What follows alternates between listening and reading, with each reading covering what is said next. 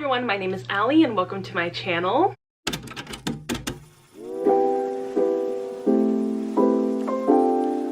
Today I am going to be doing a video where I talk about the 10 books that I own physically that I am very excited about to read in 2024. For this video we're just gonna keep it like quick and casual, nothing too serious or involved. I really just want to share these books with you. I do this every year and honestly I think it'd be really interesting to look back on the years that I've done this kind of video and see how many books from those lists I've actually read.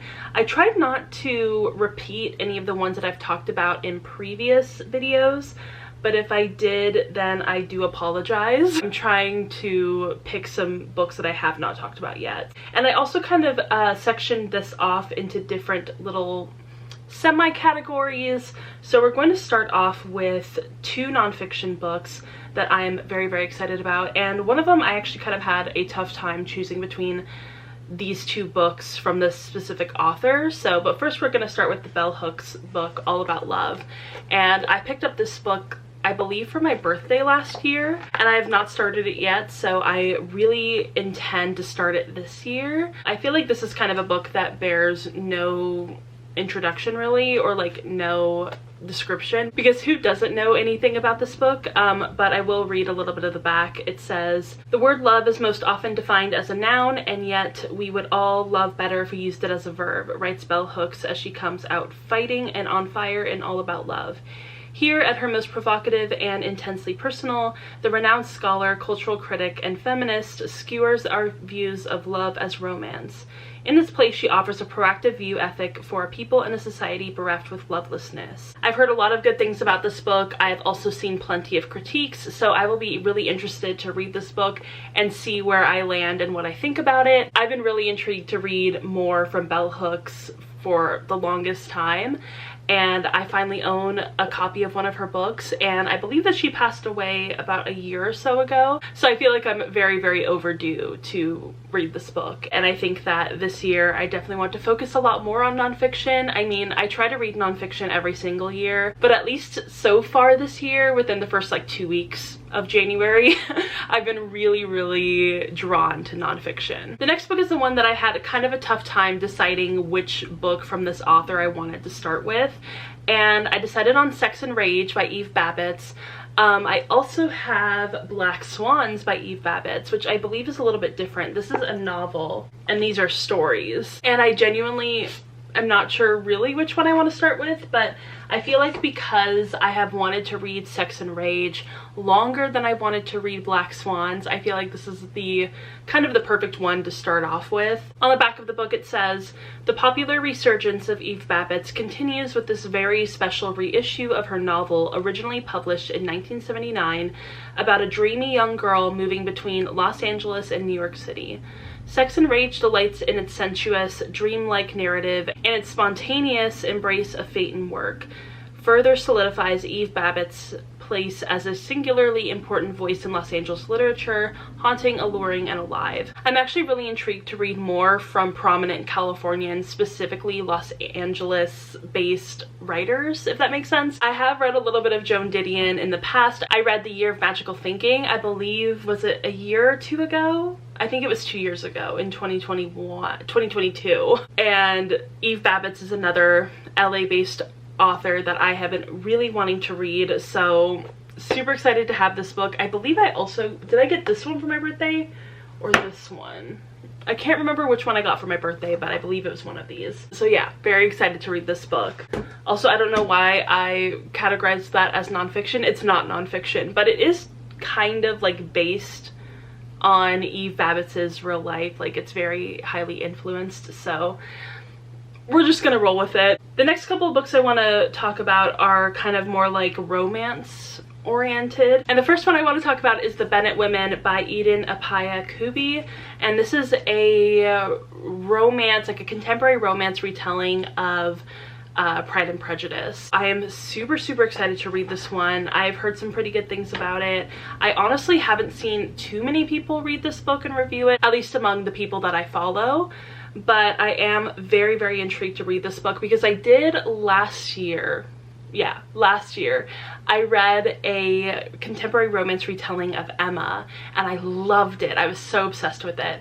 And I actually have one that is a contemporary retelling of Little Women, so that one is also totally on my list, but I think I talked about it last year in the same sort of video. But this one I'm just really excited to read. I think I'm going to love it. It's gonna just be another one of those contemporary retellings that I am absolutely obsessed with, so super excited about this one. The next book is one that I believe I actually told somebody on like Instagram or in my comments or something that I was going to read, but then I didn't read it.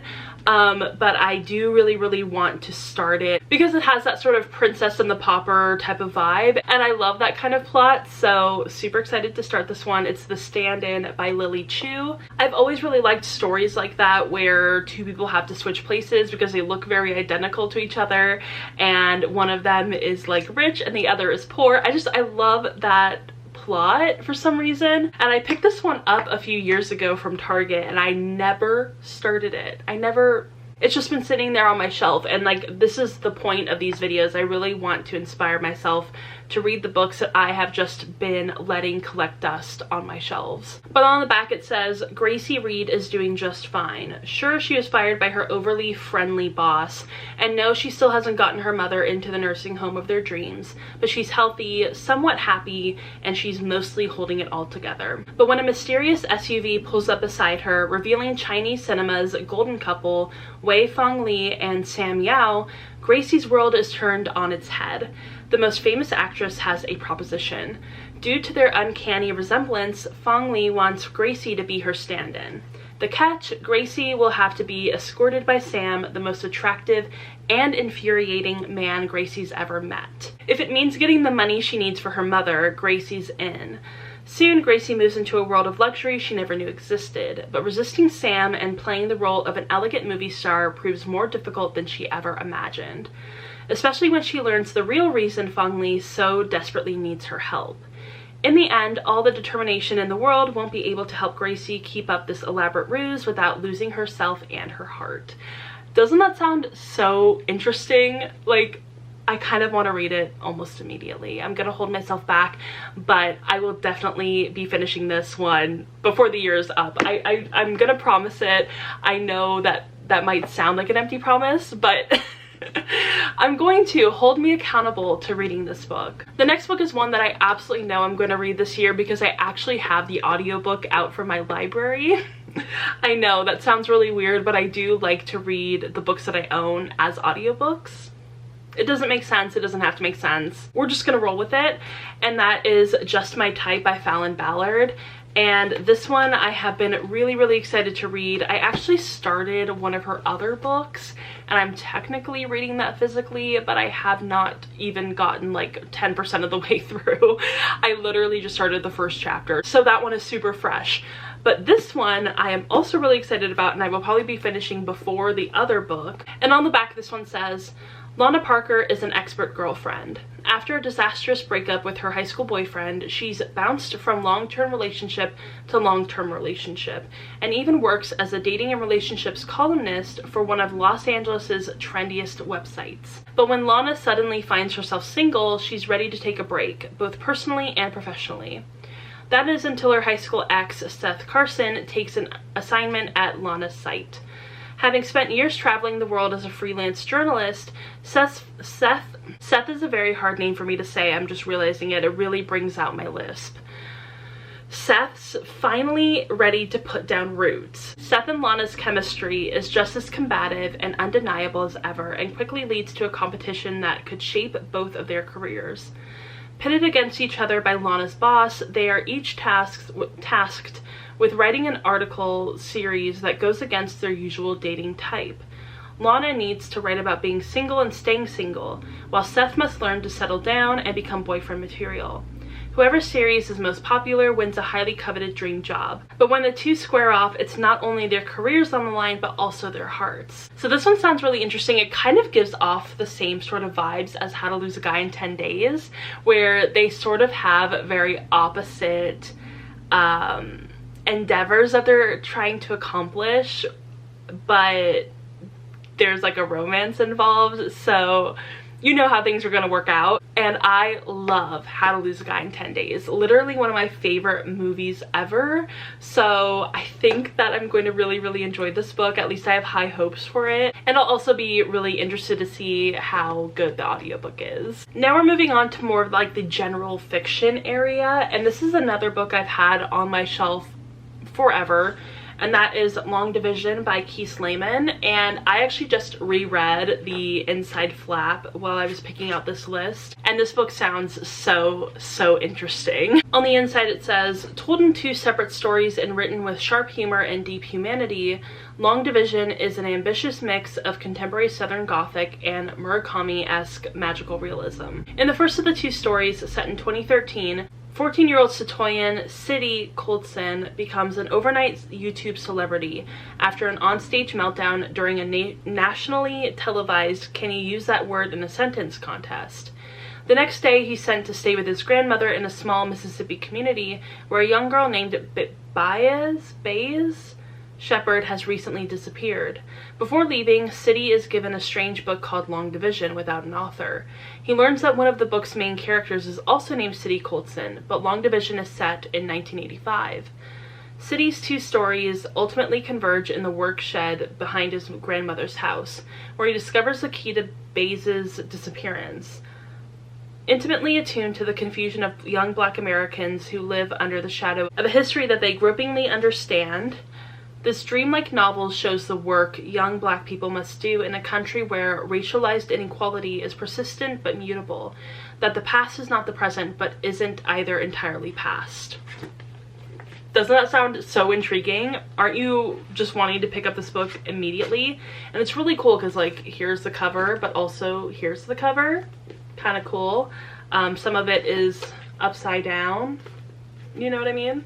Really cool. So yeah, I'm super excited to read this book. It sounds really interesting and like nothing I've ever read before, so that'll be very intriguing. And I have read a Keith Slayman book before. I read Heavy a couple of years ago and really enjoyed that one. That one was nonfiction though, and I believe it was a semi-memoir-ish kind of book. So gonna be a little bit different than this novel, but I think I'm still going to really enjoy it. The next book also kind of has a cool sort of cover. Like, you see this one? Such Big Dreams. Very similar, like very graphic kind of cover. This one is by Rima Patel, and I actually got this book a few years ago, I believe. From the publisher. And to quickly sum up this book, it says, a savvy former street child working at a law office in Mumbai fights for redemption and a chance to live life on her own terms in this fresh, propulsive debut novel about fortune and survival. I think that this book is going to be really intriguing and kind of explore a lot of different interconnecting topics. And I love seeing sort of like social issues explored within a fictional setting. I think it's a really helpful and illuminating way to look at these kind of issues. So I'm very excited about this book. I honestly haven't heard very many people talk about it, so I'm not really sure what I should expect going into it. But at least from the back part of the book where all of the very glowing reviews are, it sounds like it's going to be a really exciting book, and hopefully I will absolutely love it. Now we get into the fantasy books on this list. I have 3 of them, and the first one I want to talk about is the last book in a series that I started a while ago and have not finished, and that book is Southern Sun, Northern Star by Joanna Hathaway. I read Dark of the West a few years ago and I absolutely loved it, and then I read the sequel and loved that one as well, but this one does not have an audiobook, and that has kind of been hindering my desire to read it and finish it. But at this point, I think I'm just going to at least try to reread the first 2 books because they're a little bit foggy in my mind at this point, and then I will read this one physically. I know. It's kind of a bummer that this book doesn't have an audiobook. I think that it's probably just because the series wasn't popular enough, which is such a bummer because it really is such a good series. If the idea of a semi-historical fantasy that is very loosely inspired by Romeo and Juliet and has a lot of like Star Wars vibes, if that sounds good to you, pick up this series. Like, this series needs so much more love and attention. I feel like so many people would love this one and just absolutely eat it up, but not enough people know about it. and not enough people have hyped it up and reviewed it and whatever, but I loved it. I thought it was fantastic. I mean, I love Star Wars, I love Romeo and Juliet, I love historical fantasy. It's not like super strict historical fantasy, it's very much fictionalized in a way, but it definitely has like a lot of inspiration from historical events. So if any of that sounds interesting to you, I highly recommend picking up this series. It is very, very good.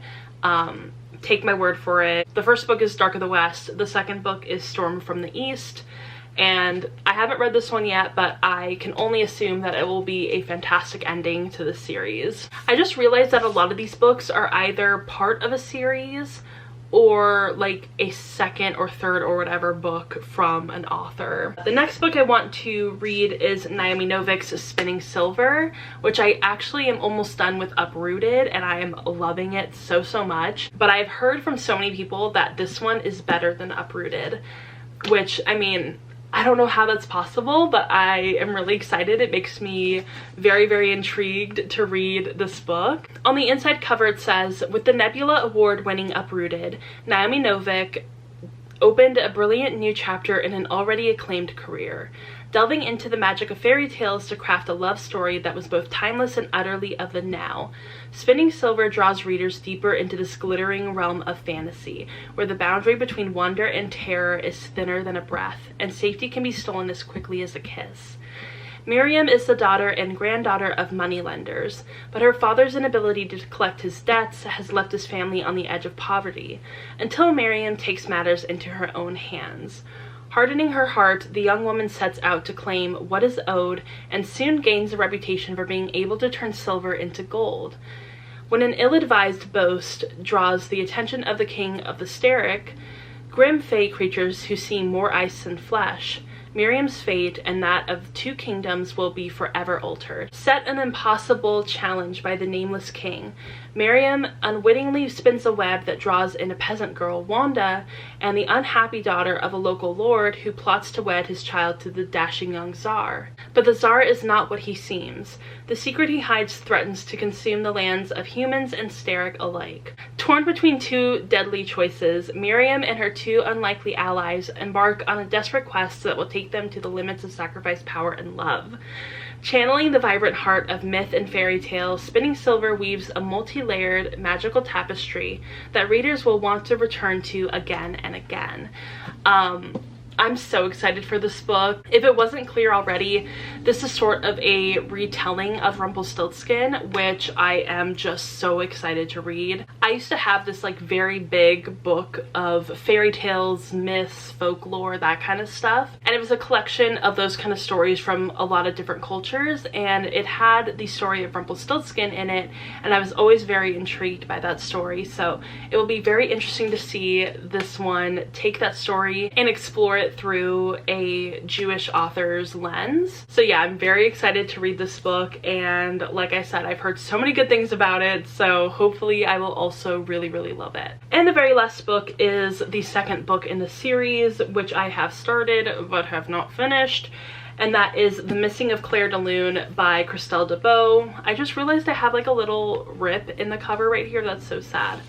But I am actually currently 147 pages into this book. And I've been 147 pages into it for a couple of years. I know, horrible. I'm really bad at finishing books that I start. But thankfully, a lot of this book is very vivid in my recollection, so I don't think I need to reread it, but I do definitely need to finish it. This is the sequel to Winter's Promise, which I talk about a lot on this channel and I absolutely love. So if you're looking for a really like whimsical, fantastical, sort of like fairy tale inspired fantasy, highly recommend A Winter's Promise. And this one is really good. I didn't stop reading it because it's not good. It was just, I don't know, I think I was in a mood. I am really excited to finish this one and read it and love it and move on to the fourth book, or third book I mean. There are 4 books in the series though, so I'm really behind. Very excited about this one, and I really need to finish it, and I mean there's really not much else I can say because it's the second book in a series, so I don't want to spoil anything. Alright, so those are all of the books that I am very excited to read in 2024. I mean, not all of them, of course. I mean, there are plenty of books on my shelves that I really want to read and prioritize, but I only wanted to pick 10 of them for this video. Let me know if you've read any of these books and what you thought of them, because I am very interested to know what you think. And let me know if there are any books that you are super excited to read in 2024. I would also be very interested in hearing about those. And if you enjoyed this video, go ahead and give it a thumbs up and subscribe to my channel. Also, go ahead and follow me on Instagram, Twitter, Goodreads, Storygraph, TikTok. All the links are down below, and I will see you all in my next video. Bye!